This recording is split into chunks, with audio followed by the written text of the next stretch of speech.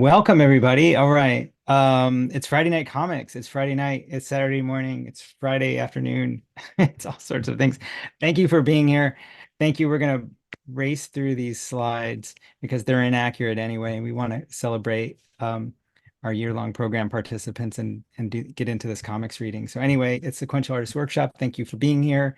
If you're attending because of one of the readers, we're really glad you're here. Welcome. We're a 501c3 nonprofit. We have online courses and all sorts of things for learning about comics and learning comics. You can find out at learn.sawcomics.org. Thank you.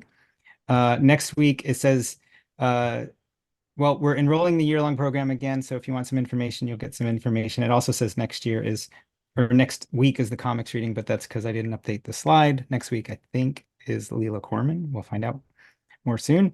Sawgust is happening. You can ask around what Sawgust is. We're 9 days into it. It's a monthly challenge for comics. And yeah, the online certificate program is enrolling again, and that's what we're celebrating tonight. These stories all came out of that program, and we're really proud of them. We're proud of the people who have come through the program, and really glad to share this medium with them and with you.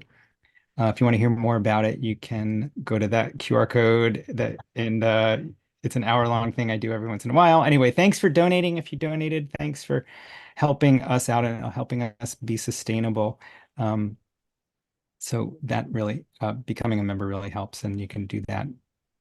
We'll put that in the chat and stuff. Anyway, usually we have this for sharing, but we know that these stories, we know the lay of the land of the stories. If you want to talk about these tonight on social media or something, you can do Friday Night Comics hashtag, and we are at Comics Workshop. And Michael, I assume we have some of the readers' info that we can put in the chat. If not, then I would ask the readers to do that before or after their talks. I Um, have all the readers and their awesome. contact info that I'm going to keep pasting. Awesome. Okay. I'm going to hand it off to you in a moment. You can also come to members.sawcomics.org. I'm going to go through all this stuff really fast and get at them out the door. Enjoy. Um, yeah, we're really happy to have you all reading. And Michael, I'm very happy that you arranged this. So I'm going to hand it over to you and I'm going to lay back and be an audience member and prepare my questions and stuff like that. All right. Sounds good. You all right if I spotlight you for a moment? Yeah, that's cool. There we go. And I'm just going to read from my script and pretend it's all spontaneous. Hi, everybody. I'm your host, Michael, and welcome to another Saw community reading at Friday Night Comics. This time we're spotlighting work by 6 recent graduates of Saw's year-long certificate program. We invited them to adapt their comics for tonight's reading, and the result is a tasty 6-course meal of unique visual flavors and storytelling voices. After our artists read, I'll conduct a brief interview and then open the floor to questions from you. Oh, and by the way, as Tom mentioned, the next year-long program begins exactly a month from today on September 9th, and you can find out more at sequentialartistworkshop.org. Okay, and readers, you saw Tom and all his fumbling, and he's the big saw daddy. So if you fumble, it's fine. It's fine. Okay. So first up, let's welcome Shuxia Tai to the mic. Shuxia is a Singaporean illustrator and cartoonist. She likes to draw and tell stories by making comics, zines, and folded books.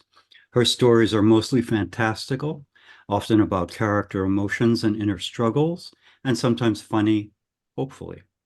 Here's Shuxia with her 2 short pieces. First is Untitled, and the second is called Cookies with Morrie. And now, wait, oh, there she is. I'm going to remove my spotlight and spotlight her. Okay, fumble, fumble, fumble. All right, take it away. Hello. Okay.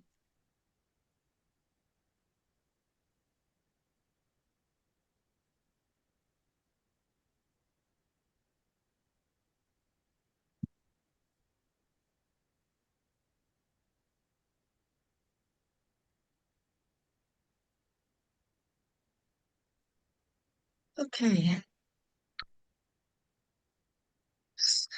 An untitled piece.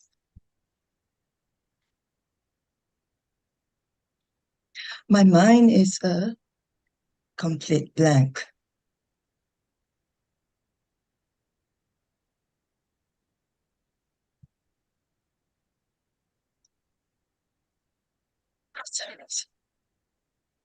Where am I? Yet strangely, I do not panic.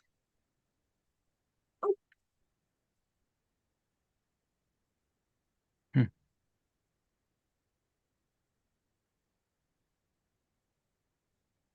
Mr. Waffles? You Oh. remember me? No. Oh, for a moment, I thought my work was done here. Ahem. Hello, I'm Mr. Waffles, and I'm a program installed to be your assistant during your memory retrieval connection. My what? This Hmm. is a virtual storage system holding all the memories you ever had. You are here to retrieve a memory. Because of your circumstance, you have requested an assistant, me, to help with your retrieval. Basically, my job is to remind you what you are here to do when you forget, make sure that you got what you are here to get, and return safely to the outside. The outside? That means to the physical world. Gosh, did you forget this too? So this isn't real, and we are just bits of digital data right now. Then what memory am I supposed to retrieve? I don't know. You didn't tell me. At that, a sense of knowing settles in, and I'm not surprised by Mr. Waffles' reply.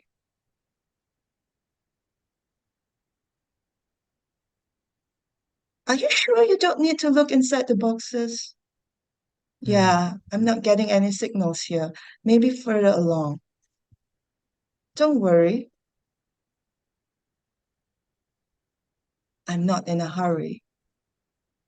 I suspect that the me who remembers, I'm not, doesn't know what we are searching for either.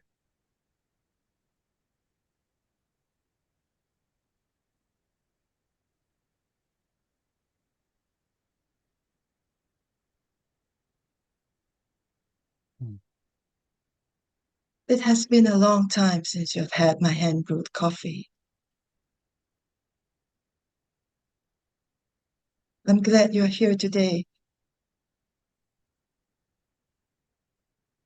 Frankly, I've no confidence in the treatment. I'm afraid this may be the last time we meet. So please try to remember me. I remember now.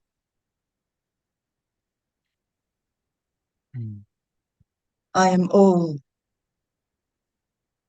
and I have a sickness that makes me forget. And cookies with Morrie.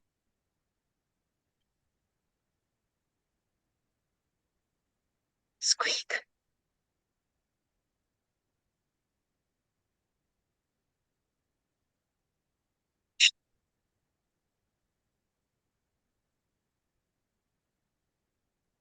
Hello.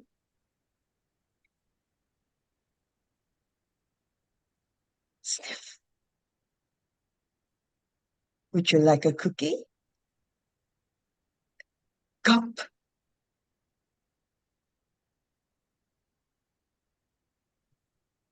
Oh, trumpet. Trumpet. Jingle bells, pitter patter. Sniff, sniff.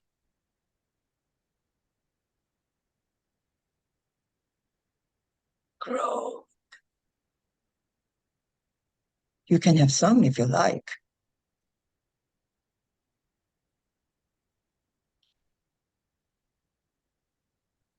Whoosh.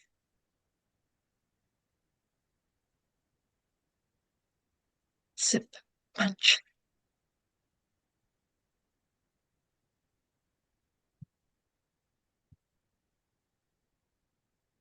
Why are you nice to me?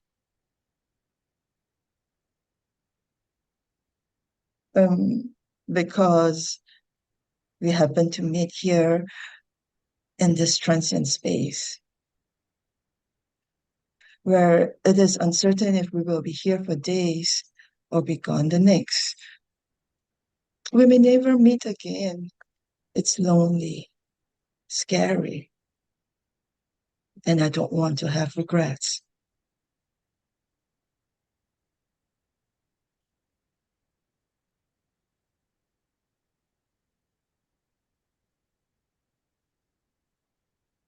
I'm sorry, and thank you.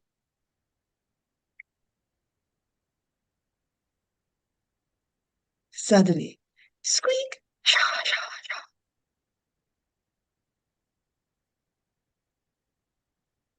Slam.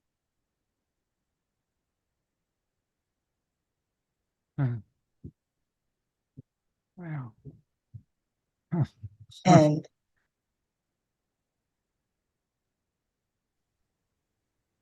Oh my God, thank you. and You know, what's so weird is we all shared these at Tech, but I was just looking at them technically. This time I just took in the comic and it gave me chills. That was really beautiful. Thank you for sharing that. thank Okay. you. Next up is Oneita Parker, a comic maker, costume designer, and creator of The Proper Bunny. When she's not romping through the forest outside of Los Angeles with her wife Rosser and their American bully Bunny Bear, she can be found whipping up sequential art, t-shirts, and one-of-a-kind wearable art from her studio in the woods. Here's Oneita with the Chronicles, where are you? There you are, of The Proper Bunny.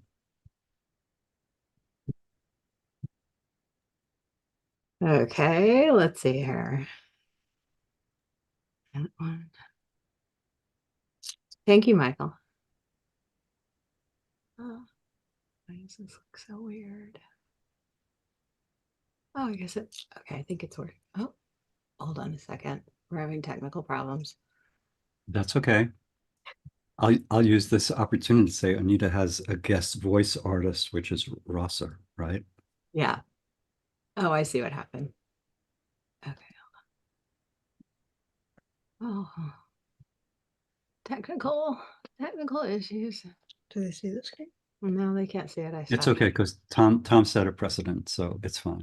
You can't see it, right? You can't see me No, not yet. going through this really fast, trying to get to the beginning because it started at the end by accident. Okay, cool. All right, let's go back to screen sharing. Okay. Okay. Perfect. All right. Right. Go. The Chronicles of the Proper Bunny story. Art by Oneita Parker and voices and noises by Rosser Goodman. Peaches was at a crossroads. After a life of cabaret performances, she had to make a choice, or it would be made for her. Not one more minute in this thing! Only death will stop my pain! Over the cliffs she went. Wait! I made a mistake! I want to live! Meanwhile, in deep space, Otakawa, the Afro Panda, is taking their final test drive before heading back to their home planet Depreza. Action roll contour, check. Air gap, holding. Steam runners on board, test complete. Just in time for tea. On Depreza, a small planet similar to Earth, a crisis is coming. Depreza is dangerously close to being uninhabitable. Water is scarce and... Kaboom!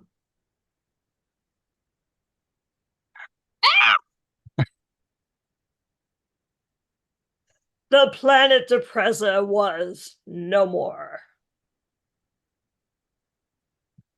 Stay calm.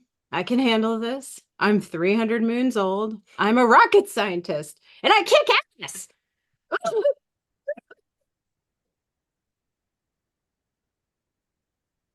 The only planet where Otakava could possibly survive would be Earth, 9 gazillion miles away. Damn, that's far.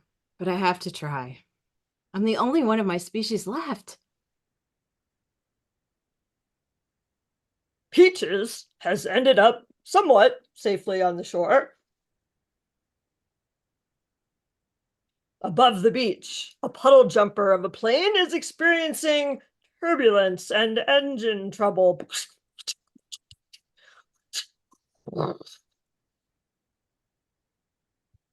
The cargo hatch is open, and luggage begins to fall.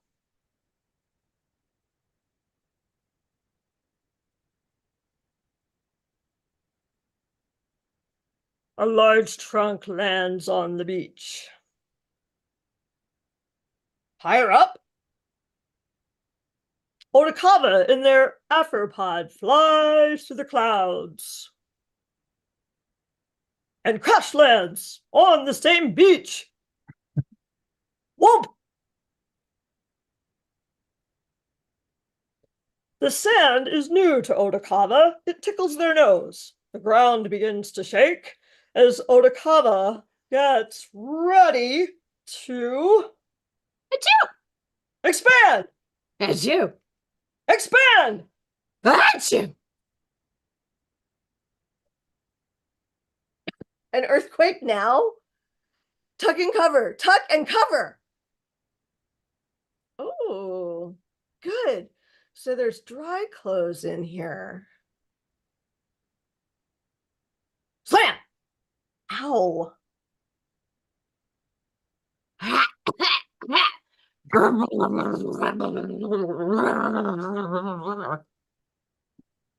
What is that? A coyote? A tiger? Wait, I think it stopped. Maybe I can slowly sneak away. Ah! Come here with me, Jenny! What is that?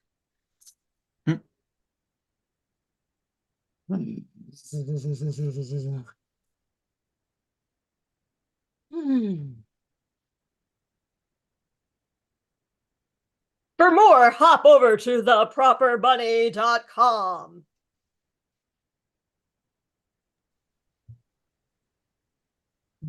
That was awesome, guys. I felt like I was watching a cartoon, an old school cartoon in the best possible way.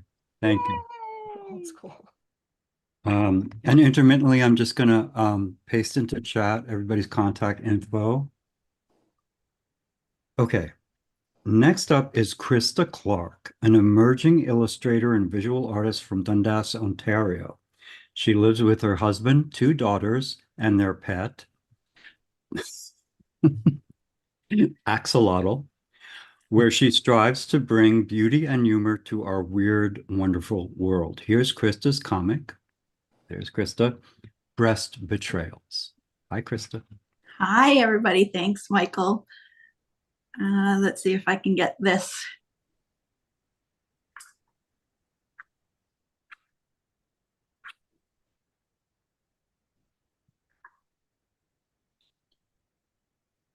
All right. Can everybody see that? Yeah. Okay. Yes.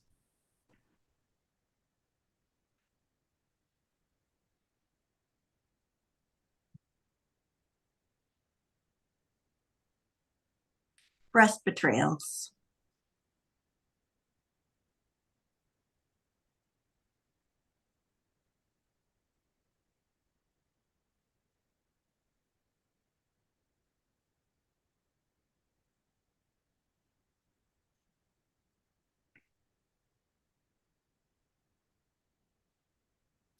A desert, dusty, dry, desiccated.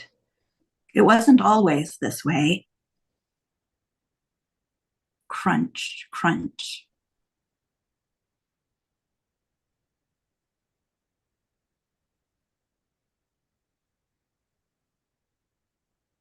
They're gone. What happened?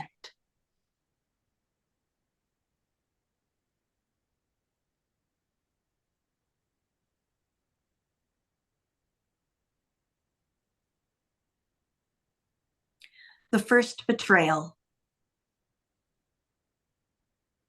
Puberty. Me, age 11 years, 365 days. I was fully developed by the age of 12, the tidal wave of hormones having done a brilliant job of maturing my body and confusing the heck out of the rest of me. Baboop, also me, age 12 years, 1 day. All of a sudden, I was noticed, and that came at a price. In my quest to fit in and be loved, I put up with a lot of stupid stuff. Idiot classmates. Hey, can you touch your elbows behind your back? Snort. Creepy leering. My 6th grade school bus driver. Barf. Random jerks. Whoa, baby, are they real?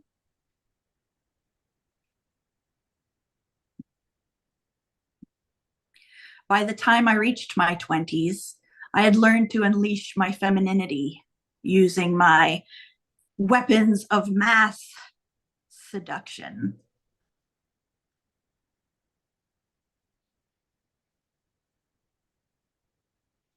But I still had to kiss a bunch of frogs before I met my prince. Oh my God, so many frogs. The next betrayal. Breastfeeding.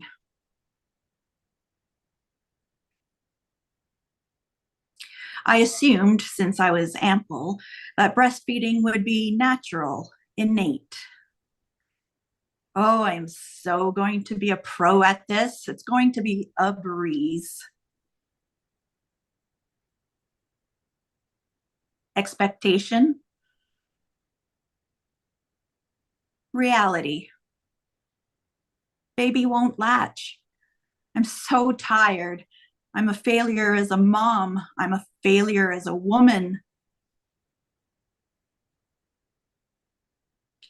But the worst part is the things they don't tell you.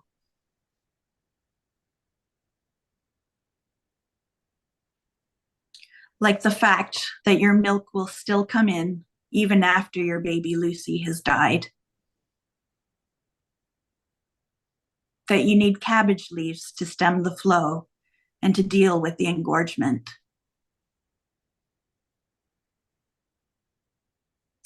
And if that weren't enough for you, the final betrayal. The C word.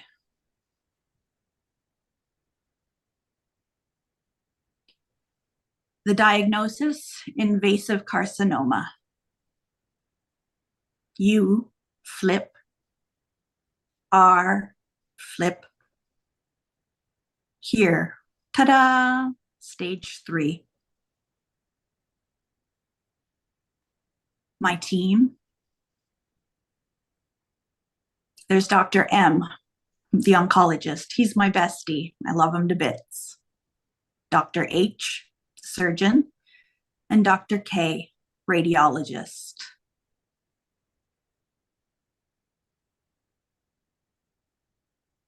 My treatment, chemotherapy, double mastectomy, radiation.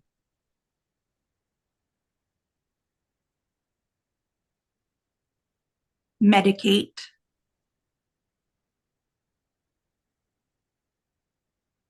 excavate,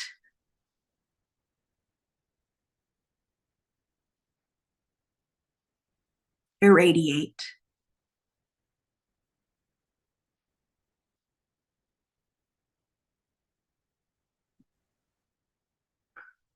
Good riddance, I guess. They've caused me so much trouble. But what now?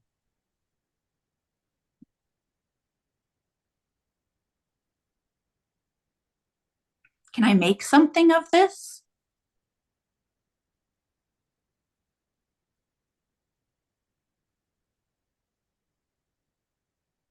Can I sew something beautiful?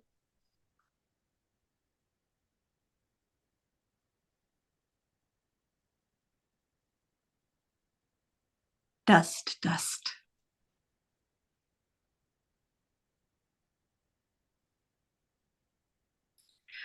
Often, when something is ending, we discover within it the spore of new beginning, and a whole new train of possibility is in motion before we even realize it. When the heart is ready for a fresh beginning, unforeseen things can emerge. And in a sense, this is exactly what a beginning does. It's an opening for surprises. Surrounding the intention and the act of beginning, there are always exciting possibilities. John O'Donohue.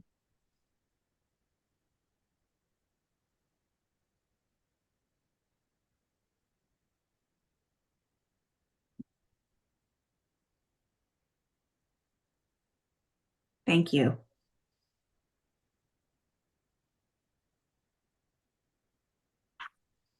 Wow, Christa, you'll see in chat a lot of messages from people who found this very moving and powerful. I'm sure a lot of us have been through some part of this story.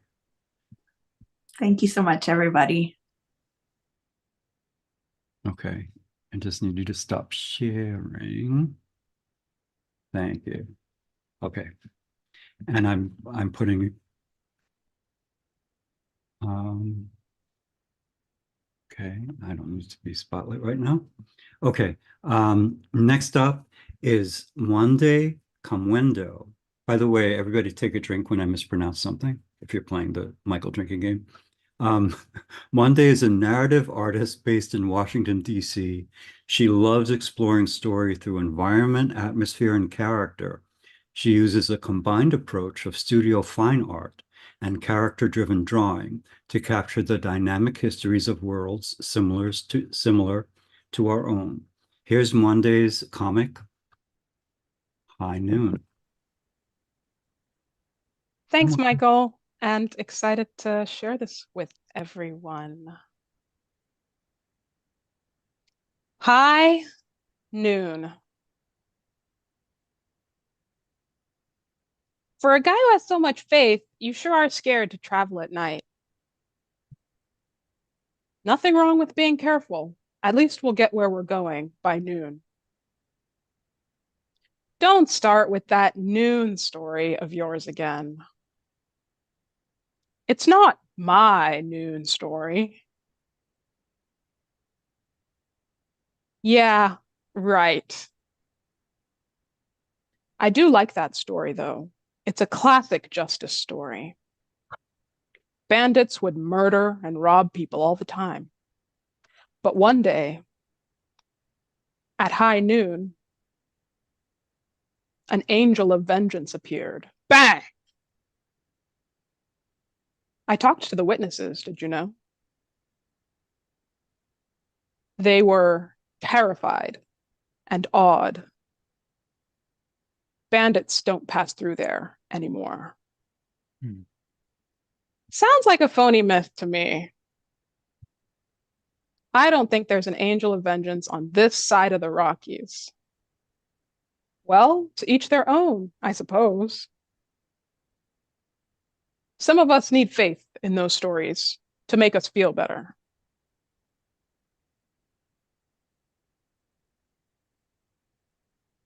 Lord, it's good we didn't pass through here last night. Better not to look now. Oh,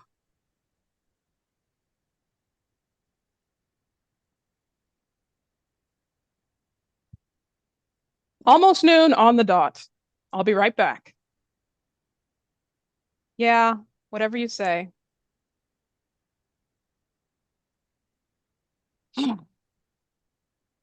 Huh? Look, Nestor. Could that be? Hmm.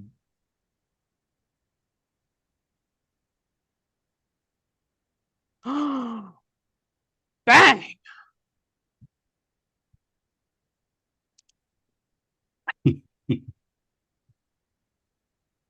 Oh, wow. The end. Oh, that was awesome. Wow. Thank you. Thank you for that. Okay. Awesome. These stories are taking us everywhere, man. I hope, like me, you feel like it is a six-course meal. Okay.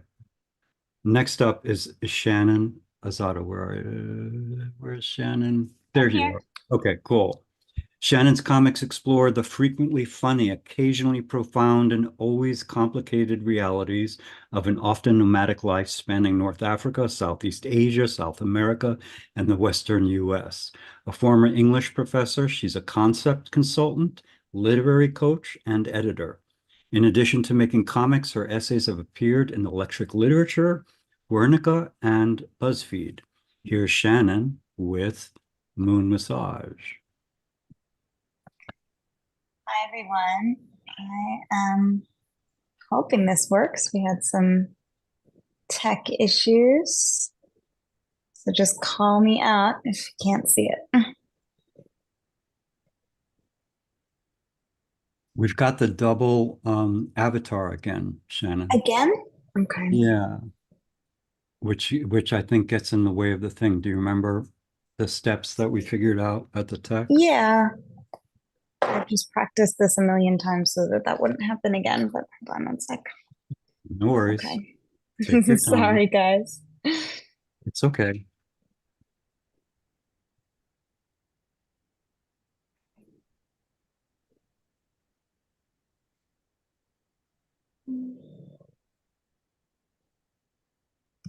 It just builds anticipation and gives everybody, oh, here's a good time for me to paste everybody's contact information again.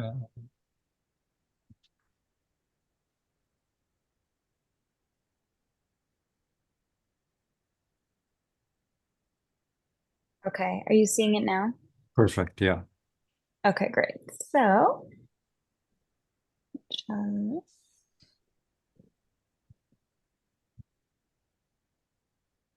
okay. Unfortunately, we got the hardware at the top, but I think we can go It's this way. Yeah. Thanks. All right, moon massage.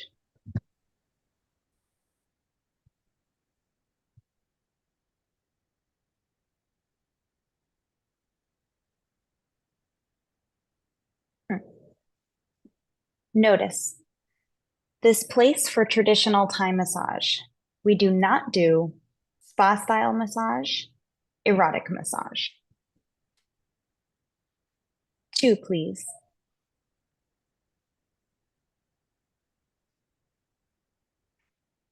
I'd had a million Thai massages.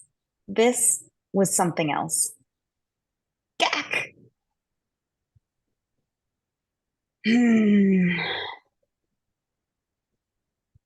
Ah.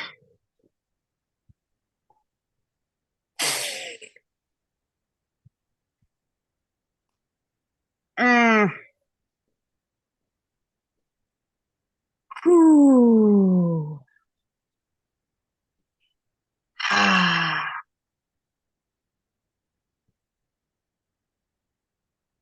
That was amazing. You guys are so strong.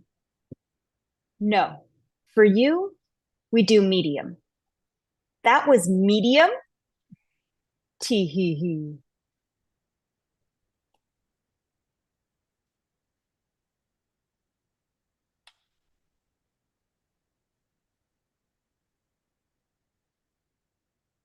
My students are very strong.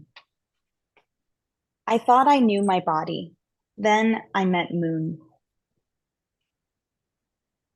For real time massage, you must go very deep.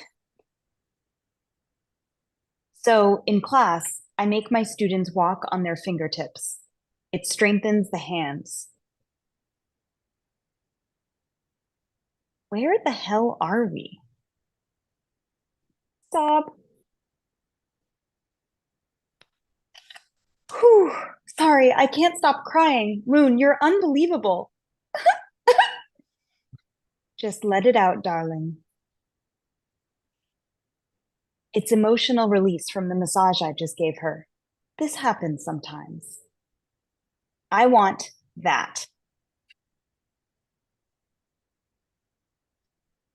Jesse had his massage with Moon first. She kept him for 3.5 hours. Apparently, she doesn't stop until she feels the body is open, meaning full mobility in all joints and a free flow of energy along the sen, lines of energy throughout the body that, when in balance, support mental and physical health.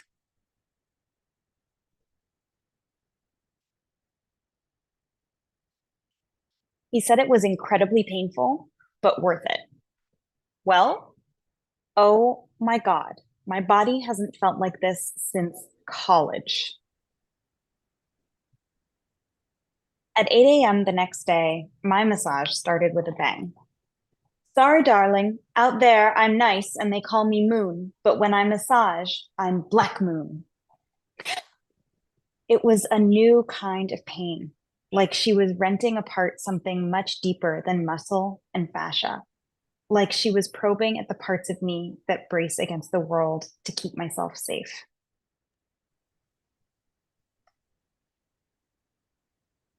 I've always felt a profound dread, a darkness at the edge of my vision that would swallow me if I weren't careful. So I started building structures in my mind, thoughts I had to think and rules I had to follow to keep my fears at bay. Failure, loss, isolation, punishment, shame, anger, violence, rejection, loneliness, abuse, hate, burden, vulnerability.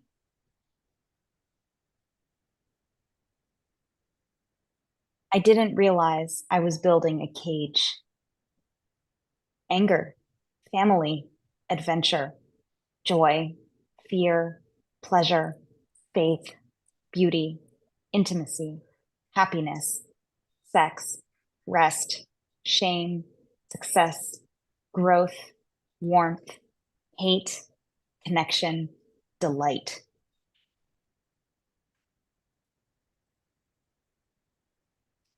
I've been diagnosed with OCD and complex PTSD, but still, I gaslight myself.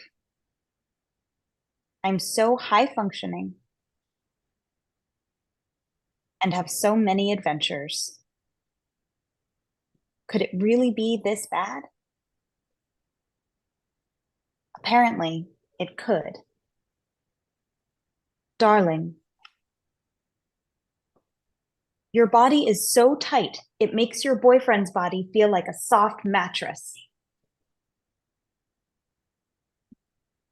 Tightness like this comes from trying to control things you cannot. Ha!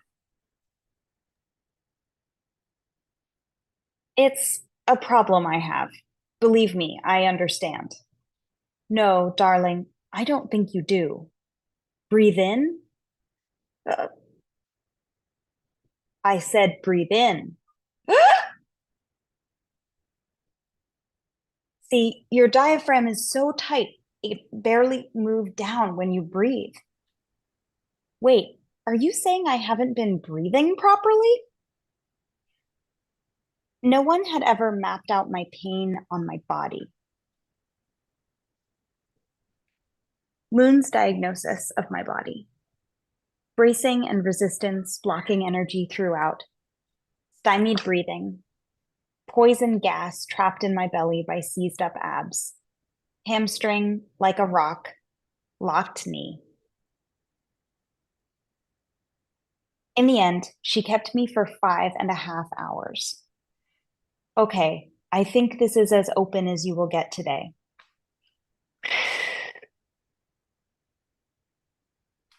It didn't fix everything, not by far. But sometimes you just need someone to show you the damn cage.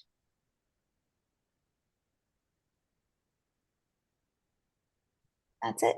Thank you so much. Shannon, I know, you were a little frustrated that the top menu was still there, but the art is so powerful, I don't think anybody noticed. And Thank you, guys. I felt this in my body as you were reading through it, and you see a lot of comments from the attendees. That cage metaphor, ooh, I think it a lot of people related to that. Thank you so much. Okay. All right.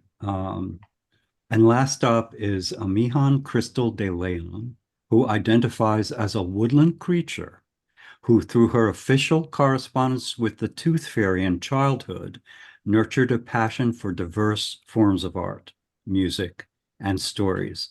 She hopes to imbue her stories with whimsy, wildness, and sparkle so people can experience the same magic that shaped her. Here's Amihan with Mayari and the Moon-Eating Dragon. And let me find, there you are. Oh, thanks, Michael. Hi, everyone. Can you now see my screen? Yeah. Thank you. So this is Mayari and the Moon-Eating Dragon. My name is Mayari. I'm the goddess of the moon and revolutions. I lost my eye in a battle for the skies long ago, but my luminosity continues to shine. My brother, Apolaki, is the god of the sun and war. His radiance and warmth bestows light and energy upon the world. Hanan is my youngest sister. She's the goddess of dawn and change. She embodies healing and new beginnings. My sister Tala is the goddess of the stars and sky, known for her free spirit and guiding light in the darkness. As for the moon-eating dragon, he has been known by many names: Bakunawa, Kedu, Sawa, Olimau, Minokawa. I know him as the Laho. We have battled atop mountains since the birth of this island. He almost feels like an old friend, but he must devour the moon, and I must protect it. So it has always been. And so it shall always be. Modern-day Philippines. Celestial Coconut Cafe is proudly owned by Mayari, Apolaki, Tala, and Hanan. And from the radio, a solar eclipse will occur right after Christmas Day, creating a ring of fire effect, according to the Philippine Atmospheric, Geophysical, and Astronomical Services Administration. Try to finish him off before 10 this time. I want to binge Encantadia. Me too. I can't make any promises. I'll try my best. Don't forget to pack snacks this time. Oh yes, let's bring mooncakes. What a stellar idea. Some of my earliest memories are of battling the Laho. This is what has always been done, since the gods were free and the world was our oyster. Now, I feel like an empty shell whose old life has long gone. Too much has changed. I've changed. Is he tired too? It was only then that I noticed the Laho's scarred scales, sickly pallor, and wearied bearing. Tell me, why do you try to eat the moon? No one has ever asked me that before. I don't know. But to tell you the truth, I'm so hungry. Oh, sorry about that. Honestly, I could use a snack too. While I can't let you eat the moon, why don't I give you the next best thing? It's a mooncake. A mooncake? Munch, munch.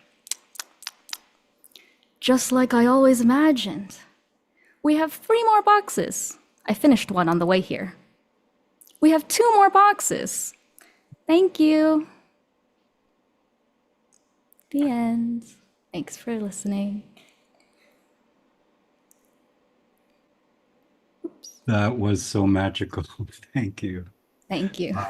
Now I'm going to add all the readers to spotlights and form a little, wait a minute. Add spotlight. Okay. See, now it's my turn to fumble. Add spotlight. Add spotlight. Add spotlight. Okay. 1, 2, 3, 4, 6. All right. So I'm going to ask you guys some questions, some general questions for everybody, some questions specific to you and your comic, and then we'll open the floor to questions from the attendees. Let me just ask a general question. So if you could all unmute and just jump in. I saw a lot of questions. How did you do? What software did you for your adaptation? So tell us, let's go starting with Shannon. How did you adapt your comic from, I imagine you designed it originally for print or web, and we asked you to make it a little more theatrical for this presentation. What did you use, and did you discover anything about your comic in the process? Shannon. Yeah, I originally made it on Procreate and then I adapted it on Google Slides. And it was a really cool process adapting it because I had to kind of rethink the beats of the story in order to figure out how I wanted to reorganize the panels. And I think it allowed me to revisit that rhythm a little bit. And I also realized, like, oh, each of the pages in the original comic could have been organized in so many different ways. So I think it helped me break up some of that rigidity that I leaned towards in my process. Interesting. Amihan, how about you? Sorry, my sound cut off for a second. Could you repeat the question? Sure. What did you use to adapt your comic, and did you learn anything in the process of doing that? Yeah, definitely. I feel like it took on a whole nother life when I adapted it because I had to consider like what did I want to emphasize in the story and what did I want to sparkle more. So I used the app Motion Leap effects since my story was more of an illustration, a whole page illustration rather than panel by panel. So I couldn't really adapt it with each individual panel. So I just kind of added effects to the entire illustration. So if you're going for a more open layout, I would recommend Motion Leaps. And one of your challenges was the full pages, right? It wasn't so easy to just break it down into panels. Yeah, I would say it was impossible to break it down by panel just because everything was kind of flowing into each other. I was trying to purposely do that to represent like time flowing into this sort of never-ending continuum from mythological times to modern times. So it was very difficult to adapt, but I'm happy with how it came out.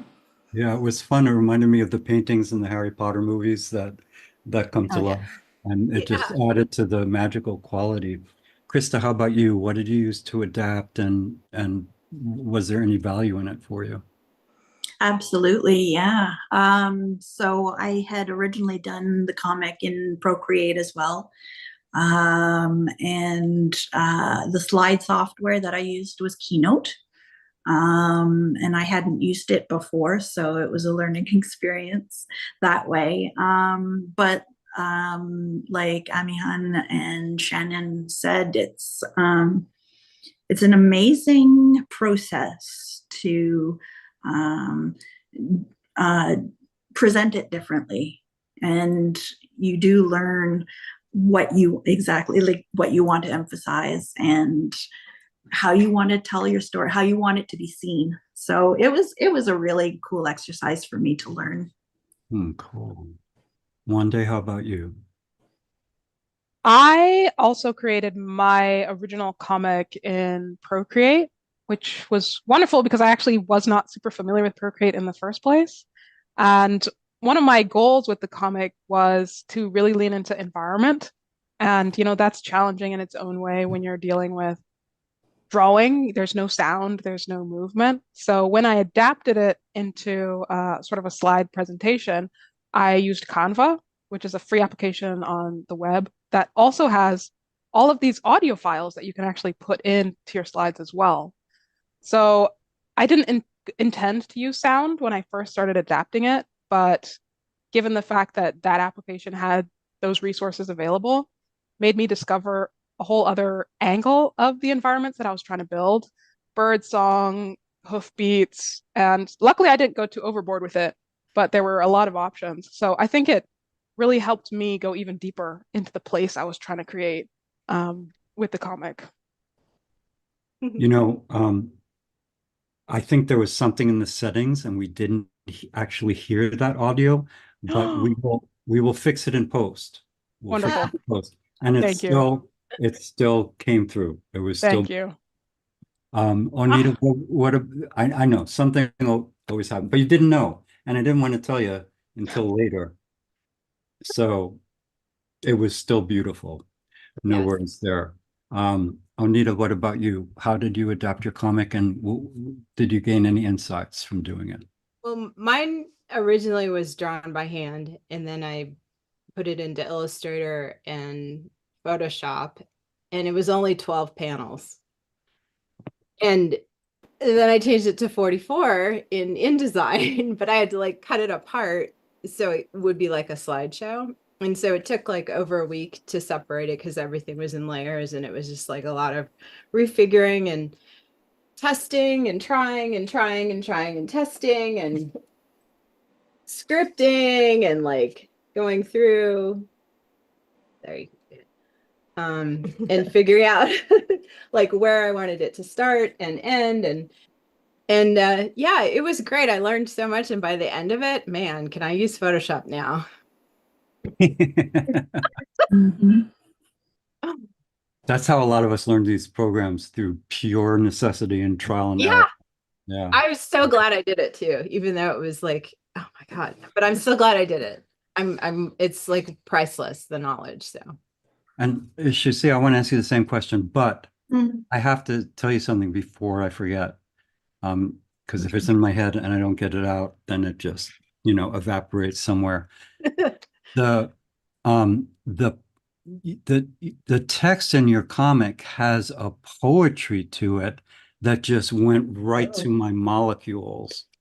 Um, you know, I felt like it's operating on so many different levels. Really cool. But anyway, that's not the point. I just wanted to get that out there before I forgot. But what did you use for your adaptation, and did you learn anything doing it? Thank you for a comment, Michael. Um, I originally drew my comic on Photoshop, and then I mean it was meant for print. So when I adapted it, I used Google Slides.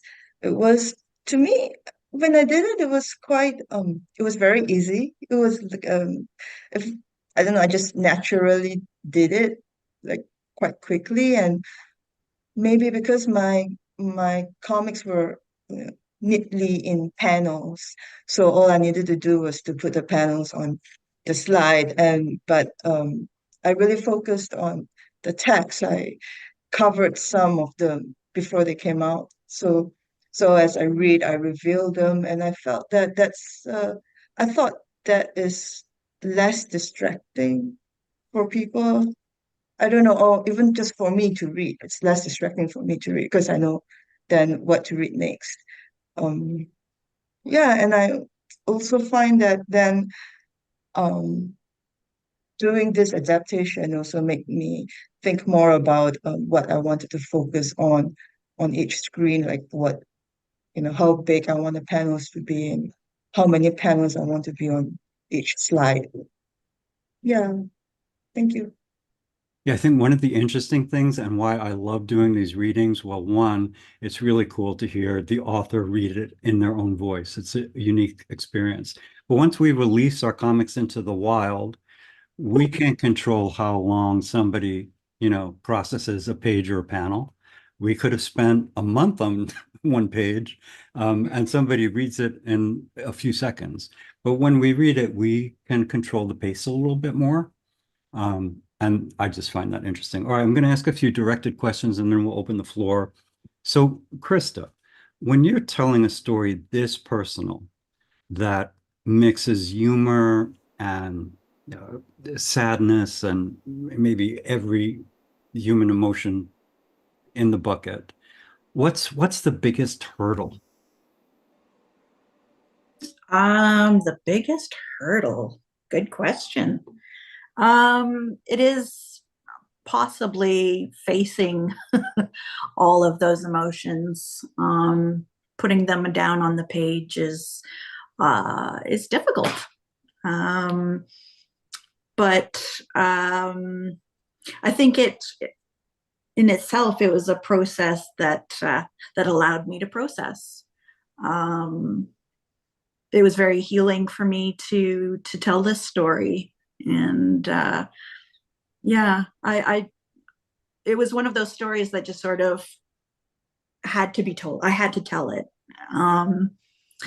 And so, yeah, I don't know that there was, I think it was probably the emotional aspect that was hardest. Yeah. So now, I mean, I guess most of your year-long project cohorts have already seen and reacted to it. Now you shared it with a whole bunch of people tonight. I see comments like, I feel seen, I relate to this. How do those reactions feel? What do they do for you? Amazing.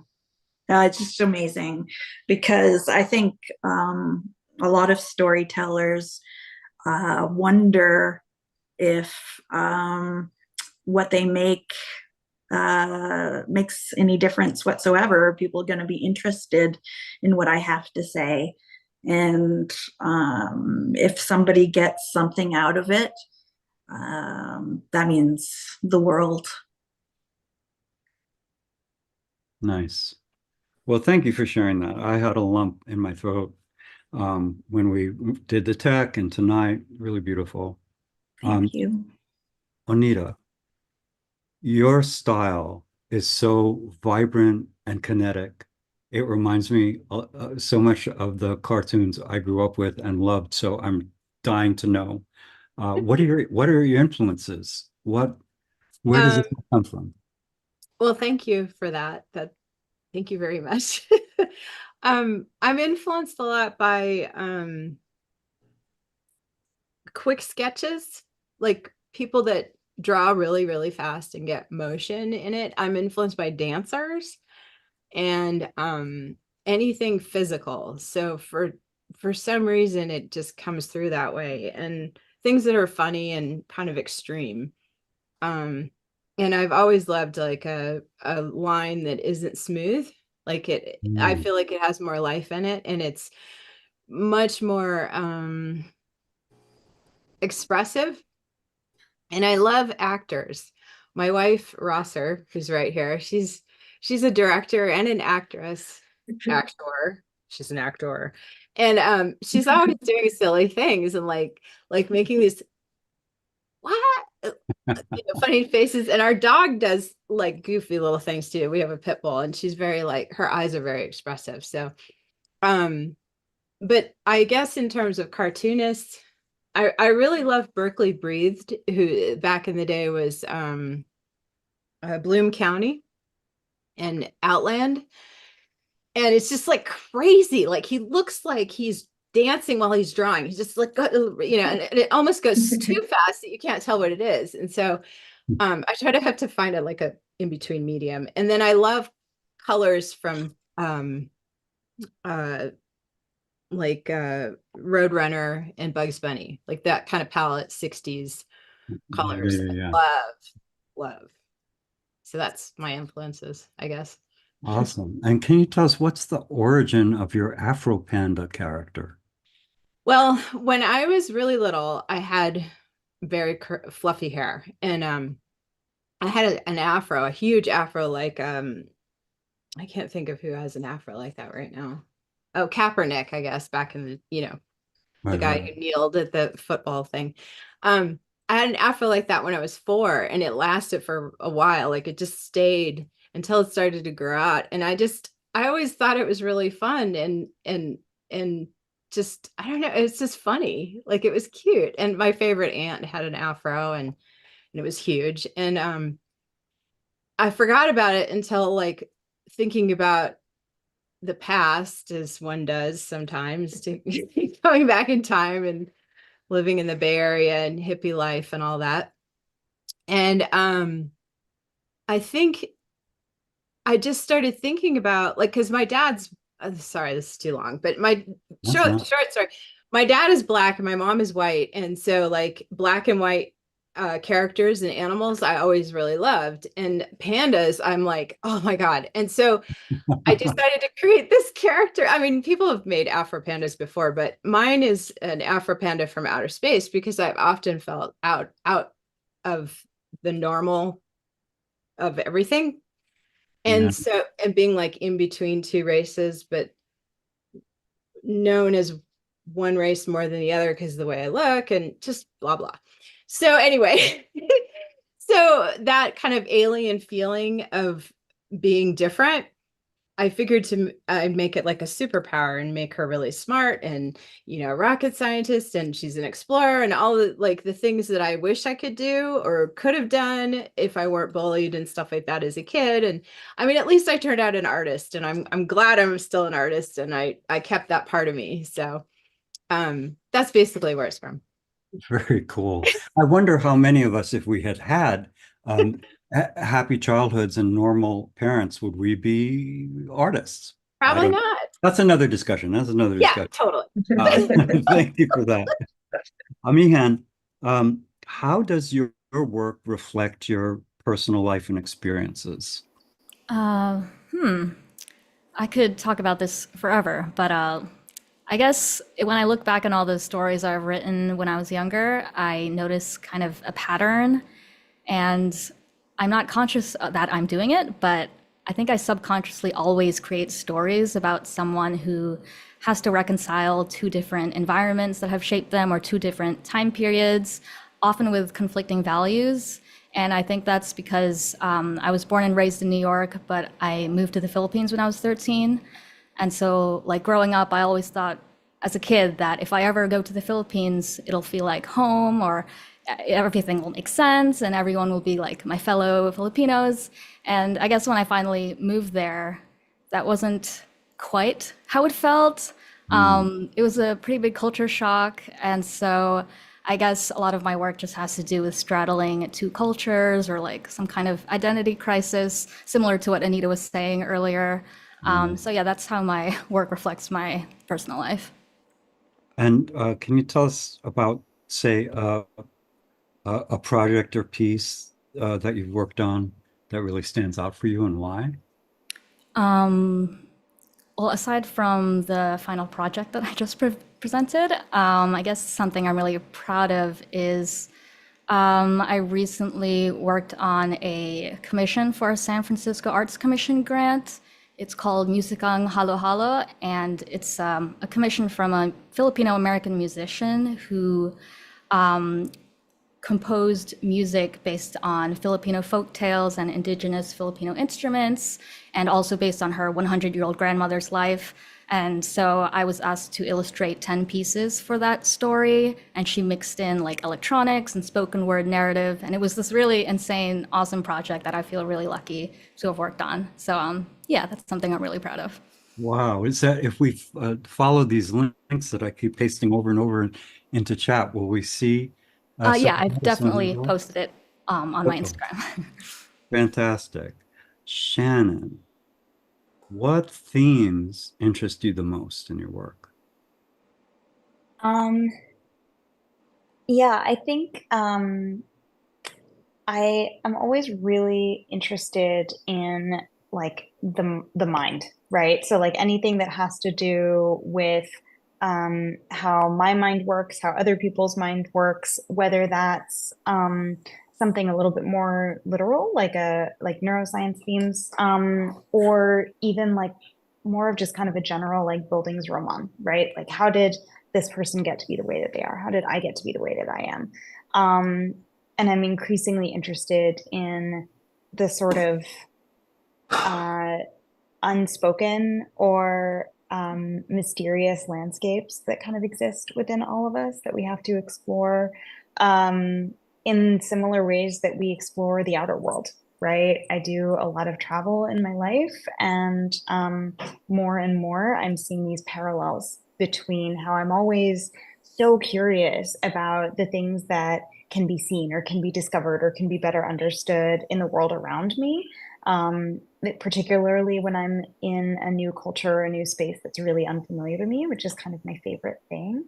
And kind of learning how to approach myself the same way, right? I work with, in my work, I work with a lot of people who are writing books about healing and mental health. And I'm always really inspired by just the vastness of what we don't know and what we don't understand about the human mind, but especially about ourselves, and the ways that it's never just about a simple diagnosis and a simple fix, right? It's always about approaching yourself with the kind of curiosity that you would approach a story or a new place.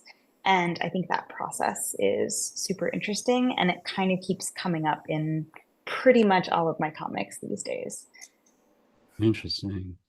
So one of the things that struck me about your comic, Shannon, is this limited palette that was so expressive, and then those little accents of red to show pain and how powerful that was. How did you settle on that approach? And did you try anything else before you found this? What were you thinking?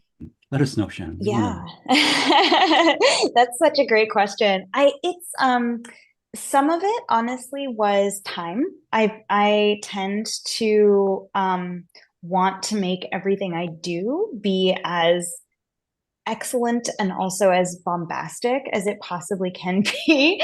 And that led me into this space with previous comics that I did for the program, where I was like pulling multiple all-nighters in a row. And I was like, if I really want to do comics, I need to figure out how to do it in a way that doesn't hurt myself, right? Or that doesn't hurt myself more than is necessary. So I had started out doing like full color with this comic.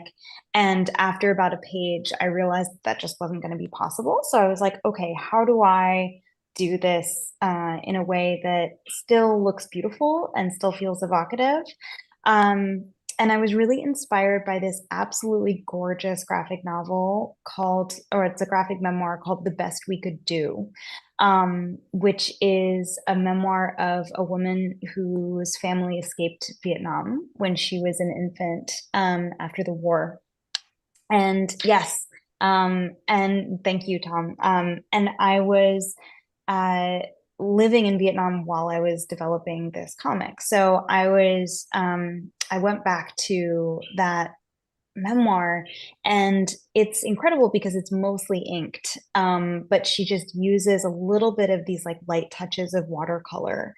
And it's a very consistent palette. It's a very basic palette. It's very earthy. And I just loved the kind of fluidity of just a couple of colors, super light touch underneath inking. Very much like you, Oneita, I have this something visceral for me about like jagged lines, like like color that doesn't totally fit in the parameters. Like something about it really stirs me, and I think that was like the visual style that I really loved in that graphic memoir. And so I tried something similar, and it was just going to be the yellow and the brown, the sort of earth brown, which I love. Gold, I think it's to me, it's like the color of transcendence, and it's the color of like moving towards a sense of healing or alignment or whatever you want to call it. And then the earth tone is that's the color of the Thai island where Moon lives. That's just the color of the earth there. And the red I added at the last minute. I was like, Wow. this massage sucked, right? It was amazing. It was like life-changing, but it hurt so bad, right? And I was like, we need something visually that reflects that. And so I just picked like a cadmium red, and just like right before I submitted it, I was just like, yeah. So that's how it happened. That's so interesting to me, because whenever we see work, we just rationalize, we don't know what went behind it. Um, I love that time constraints forced you to simplify. That's so interesting. Because when I try to imagine full color, would it, I don't think it would have been as scalpel sharp, the storytelling, the way it was. Really interesting. Okay, two more, and then one or two general questions, and then I promise I'll turn it over to the audience. And we're getting lots of comments and questions in the chat. But okay, Mwandeyi, I'm sorry about the sound. We'll fix it in post. Did this comic show you anything about yourself? Teach you something about yourself? Oof, that's a hard-hitting question. I think it taught me that I can make comics. I think that's the number one thing that it taught me. I've always drawn since I was very young, and I've always made stories, but I've never really put them in any particular order. And I think it's because I really like my ideas, but I fear not being good enough when they're done, kind of to Shannon's point about perfectionism. So doing the year-long program was really great for me because I think it was the first time I ever produced work that was a unit. So for all of the different assignments we did, I came out with 4 like actual things for like the first time ever. And this one was really the cherry on the top of the cake because it was a story I've been carrying around for a while, or a piece of a larger story that I do want to tell someday. And it was in color. I never really color ever, so that was big. And it had landscapes in it, and environments, and props, other things that I don't usually draw. I'm very focused on figurative drawing in my usual practice. So it taught me that I can do it and that I ought to. And I think that's a pretty big lesson. Wow.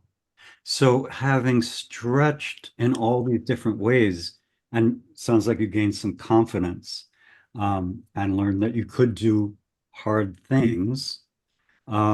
What's next for you? And what from this project, or what you learned in the year-long program, will we see in the next thing? So I very ambitiously, after finishing this comic, thought to myself, goodness me, I ought to make something feature length, so to speak. So what I am currently working on next is I'm actually going to try to create a full graphic novel. Nothing too crazy. I'm not like looking to publish it or anything, but I think I proved something really important to myself with this comic, and I feel ready to prove the next thing, ready to scale that next mountain. So it'll take a long time, but I think that I have the chops for it. So stay posted, and I will let y'all know when progress is made on that project. I think we all agree that you've got the chops. Nice. Shuxia, I know this is a very basic question, but where do your ideas come from, part one? And part two, all these layers that I felt coming at me out of your comic, how planned are they? Are they coming from your subconscious? What's the deal? Tell us, we need to know. Okay, where my ideas come from? They come from issues that I've like happened to think about. So like I I must have been thinking about them for a long time. So when I draw them, they just come out. And for the first piece, the Untitled piece, it was because there was a period of time, a short span of time where I went to many funerals. I don't know why, but people were like getting old around me and they got sick and they died. And then at the same time, I start to feel my age. Like I just maybe turned 40 a few years ago, and like this, all these aches and pains. And so I've started to think about growing old. And that's where I started to uh, think about a story like that.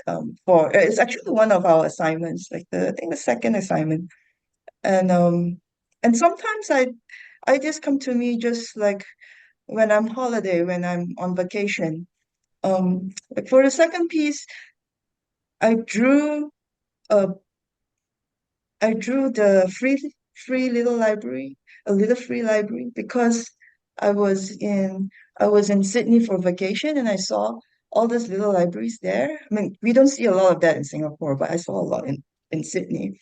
And and then, I had a good time in Sydney, but vacations are so fleeting. Like before I know it, I'm back in Singapore. So I wanted to capture that, like I meet so many people, see so many animals and visited places, and I just wanted to capture that fleeting feeling, like what if I have an encounter that was only for a moment, but it had a lasting impact. Like I will Mm. never know, right? So a kind of a reflection on you know, this, I'd say, moments that sometimes like don't take them for granted.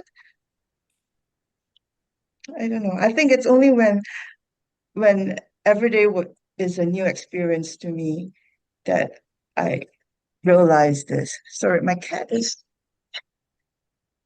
biting my cable. Yeah. So that was for what was the second question? Sorry. Oh, are you aware of all these layers in the stories? Are they planned or do they just happen? They they uh sometimes they're planned, sometimes they just happened. A lot of times I write my stories down and then as I sketch, I change them, and then when I ink them, sometimes I thought, hey, maybe this other way is better. So maybe also subconsciously. I don't know. I guess I don't have a clear answer. It just happens. That's okay. Yeah. Fine. Well, thank you for that. I just for time, let me see if I can simplify the general questions. This is to anybody among you that wants to answer. Can you tell me one thing you got out of the year-long program that maybe was a surprise? And do you have any advice for anybody out in the audience who is considering, who's on the fence about the year-long program? Anybody? You can all talk at once. Well, I'll just say that the surprise for me was that I could do it. And Mhm. I was so stuck before I started, and I was like so relieved that it was bit by bit and piece by piece and little by little. And by the time I got to the end of the year, I had done 1, 2, 3, 4, 5, 6, 7 comics.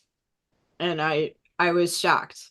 I just but it's so full. The course is so full and it's so worth it.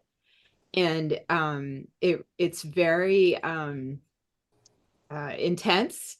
It takes a good amount of time to commit to it, but it's so worth it. It's like worth every penny. And I'm so glad I did it. I got so much out of it.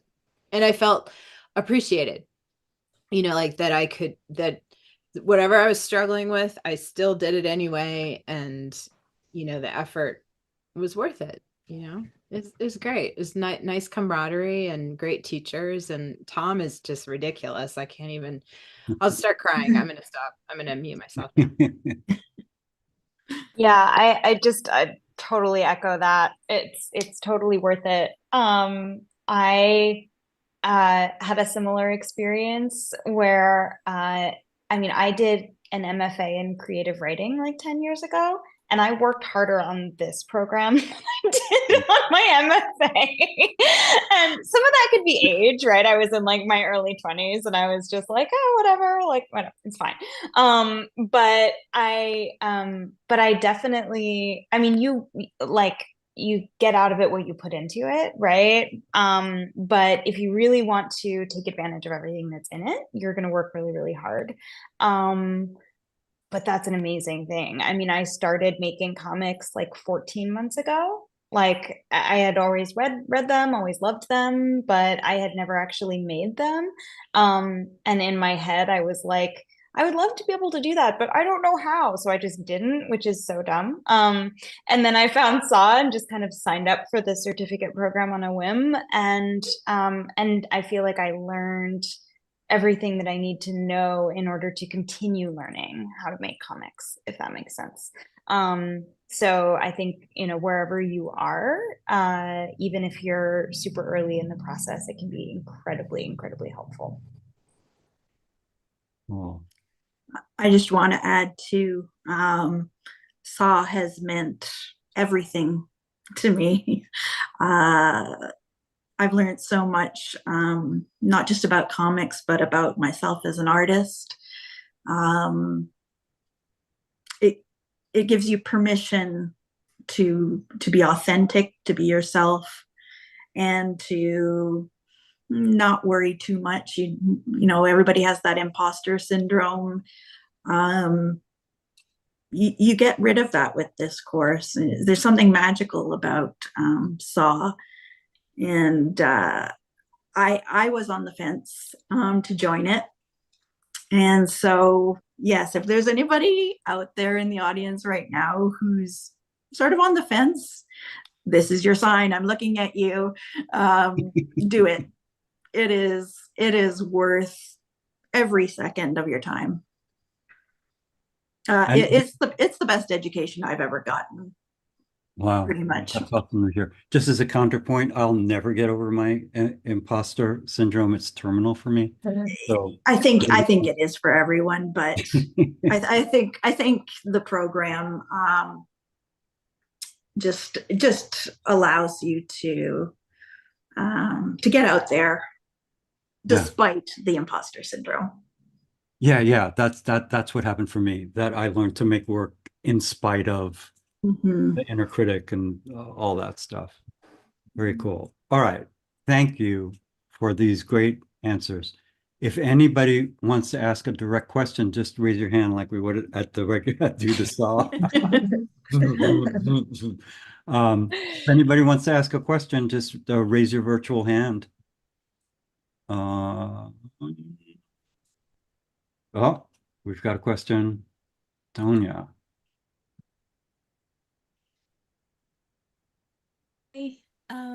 I have a question about memoir. I recently drew my memoir and I haven't dealt with it well. And I want to know how to overcome the feeling, the heaviness afterwards. Interesting. I think it depends on where the heaviness comes from, right? So my advice to you would be to begin by investigating what's making you feel heavy about it, right? Like for me, when I'm telling a true story, especially one that's super intimate, some of the heaviness might be just like fear, like, oh my God, am I really going to put this out there? Am I really going to share this with people? But it could be something else. And so I think like the first thing is just developing that self-knowledge of like, what is this? What's up? Right. And then you can, because the answer to that might be really different depending on what's causing it, Thank you. I would add too to be gentle with yourself, lend yourself some grace, and if it means sometimes putting it down for a little while to take a break, do it. Don't leave it there forever, but sometimes we just need to step back a little bit, and take some time. But yeah, just be gentle with yourself. Thank you. That's great advice. Great question. Thank you for that. Thank you, all of you. All right, I see Morrie. Do you want to come on camera, or you could just ask your question if you don't want to come? I have trouble with my camera, but I hope you don't mind. Can you hear Fine. me? We can hear you. I can't help but ask Christa a question. Your memoir is very intense and personal, and I admire your commitment to a very complicated and confronting medical issue, such as you have confronted. And yeah, I'm just amazed that I think your panels go over 15 to 20, which is just phenomenal. So I was curious to know. I had a similar experience when I did the the GNI course. Um, I had a medical issue, but I couldn't continue, not because of a lack of self-will, but I just felt my health was overwhelming and stopped me. But anyway, it's not about me. I would like to ask you how you have got a grip on the times when you felt really deeply sad, and how did you keep your focus, please? That's so kind of you to say. I'm very touched.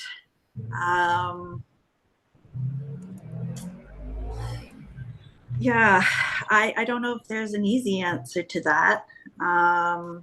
As you know, any health problem that comes as a surprise or affects your daily life in a chronic way is very difficult. It's a roller coaster of emotions.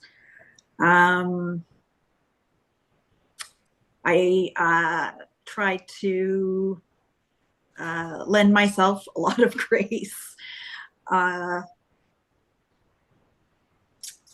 think there comes a point where it's something that you need to express. But to be honest, I can't say how. I'm still processing. I was only diagnosed with cancer 2 years ago, so this is still very fresh. And you learn to know what your limits are and work within them, and permit yourself to give yourself breaks when you need them. I don't know if that's helpful at all, but if you wanted to ever reach out and chat about these things, I'd be more than happy to talk with you about them. That's very kind, Christa. I know in my own personal experience with memoir, I started one that was about one thing. The scope expanded. I was processing things in a new way. It didn't feel it was too much for me, and I needed to set it aside. So that can happen too. And I've heard that from a lot of comics creators, because it's one thing to remember something, it's another thing to draw it and look at it outside yourself. And it can bring up feelings that are surprising, interesting, healing, but it can also be something you don't want to deal with at that time. So I have enough trouble with adulthood, like redoing my childhood, just a little too much at that particular time in my life. Okay, any more questions? If there are no more questions from the audience, I have one more general question for the group, which is whether you're doing the year-long project or the 6-month graphic novel intensive, or just making comics on your own time, how do you balance life, maybe income producing work and time for comics. We want to know, how do you do it? Can anybody shed some light on this balancing act?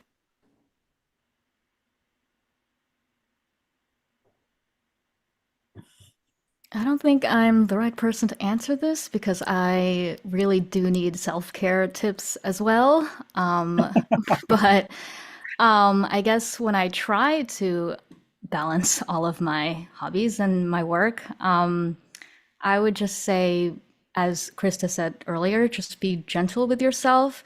Don't be afraid to take time to breathe and step away from all of your hobbies. You don't have to feel guilty for taking a break, and you're not betraying anyone, but just taking some time for yourself. I'm definitely very guilty of feeling that way, so I'm just like kind of always go, go, go. But I guess my best advice would be to just take breaks when you can. One of my fears, because I took the year-long program a couple of years ago, was that maybe I'm too busy, but maybe, if not now, when? And I found that I didn't have to take every component, right? I could take the stuff that was relevant to me now and then maybe revisit some of the other things. So it's customizable. So that was a great discovery for me. All right. Well, guys, I'll hand it over to Tom to sum everything up. I just wanted to thank you for not, you put all this work into your comic and then you put more work into adapting it. I just said, do something, make it a little more theatrical. Don't just hold up the whole page. You did it, you delivered. Your readings, your voice, your performance were beautiful. The comics were great. Thank you so much for sharing them with us. Tom. Yeah, can I just say, and yeah, Michael, oh gosh, there I am. Yeah, don't make it a commercial about Saw anymore. That's not.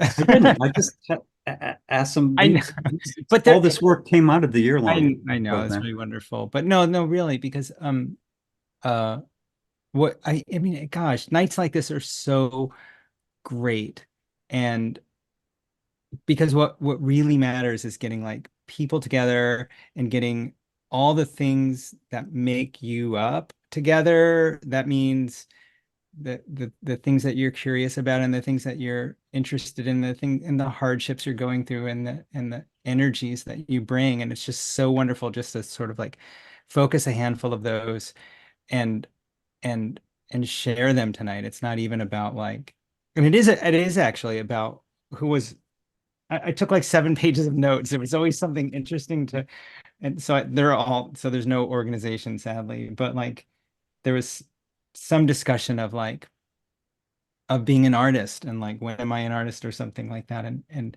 and what we do when we have this presentation is we're all artists for each other in this hour, or whatever, and we're sharing what that means. And like, oh God, I'm sorry. I really get off the rails because I started thinking about like what it means to be human. And like, and I'm like, and like, I feel like the fact that we all go through this, a human experience is so just in itself shocking and weird. And then the fact that we can share notes, kind of like, we can sort of share our experience and say, yeah, this is what I've got in my human experience. And then and so we get comedies and we get myths and we get these delicate little stories and we get these all sorts of other kinds of stories. And that's just what matters, is just getting together every once in a while and sharing these stories. And I'm also so glad that somebody like Danya can come and ask, like, how is it when you do this? And that somebody like Christa can answer, and Shannon can answer, and that there's just so much sharing going on. I really, really appreciate that. And our job really is to steward people in learning the medium and learning to love it, really is what we want to do. And I'm really glad that we sometimes manage, at least 6 of you manage to love it a little bit. I'll finish by saying that I just saw, like moments ago, like just before I arrived, I saw the movie Robot Dreams, which is based on a graphic novel by Sarah Varon, who's an old friend of mine, and it's so similar in some ways to what you guys just went through. And I actually underplay it. Like Michael is a great host and a great guide in that next medium, right? I try and guide you guys through making a comic, and it's definitely on paper, or maybe it's on web panels or something. But Michael guides you into making it a presentation that is that maybe has sound or maybe has movement, but is on the screen and has your voice behind it. And I usually like really underplay it. I'm like, yeah, Michael, do whatever you want, go ahead, arrange a reading is what I say. And it's so fabulous. I get here and I don't know what to expect. And I think that I know these stories, and I don't, not as richly, even Shannon says I understood my own story differently after I started to take it apart. And I thought I knew all these stories too, but they all were different and they all were richer in some ways. And anyway, it's just great. It's great to be here. Thank you so much. Thank you, everybody. Well, Tom, I volunteered to, run these readings Yeah. Because I wanted to see these readings. Yeah.